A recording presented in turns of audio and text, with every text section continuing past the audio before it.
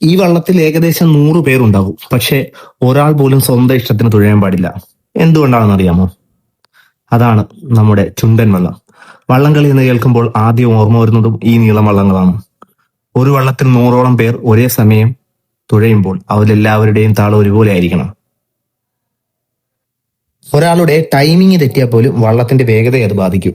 അതുകൊണ്ടാണ് പാട്ടും താളവും വിളികളും ഇത്ര പ്രധാനമാകുന്നത്. വെള്ളത്തിൽ 100 കണക്കിന് തുഴകൾ ഒരേ സമയത്ത് വീഴുമ്പോൾ കിട്ടുന്ന ആ റിതം തന്നെയാണ് വള്ളംകളിയുടെ ഏറ്റവും വലിയ ഭംഗി. ഇത് വെറും ഒരു ബോട്ട് റേസ് മാത്രമല്ല, പലപ്പോഴും ഒരു ഗ്രാമത്തിന്റെ അഭിമാനമാണ്. ഈ വള്ളത്തിന് പിന്നിൽ അതിനുവേണ്ടി മാസങ്ങളോളം നടത്തുന്ന പരിശീലനവുമുണ്ട്. ഇതുകൊണ്ട് തന്നെയാണ് നെഹ്റു ട്രോഫി പോലുള്ള മത്സരങ്ങൾ കേരളത്തിലെ ഏറ്റവും വലിയ ആഘോഷങ്ങളിൽ ഒന്നായി മാറുന്നത്. 100 പേരുടെ ശക്തിയല്ല, 100 പേരുടെ ഒരേ താളമാണ് ഈ വള്ളത്തെ മുന്നോട്ട് കൊണ്ടുപോകുന്നത്. ഈ വർഷം നെഹ്റു ട്രോഫി ആരാണ് നേടുക? നിങ്ങളൊന്ന് കമന്റ് ചെയ്യൂ.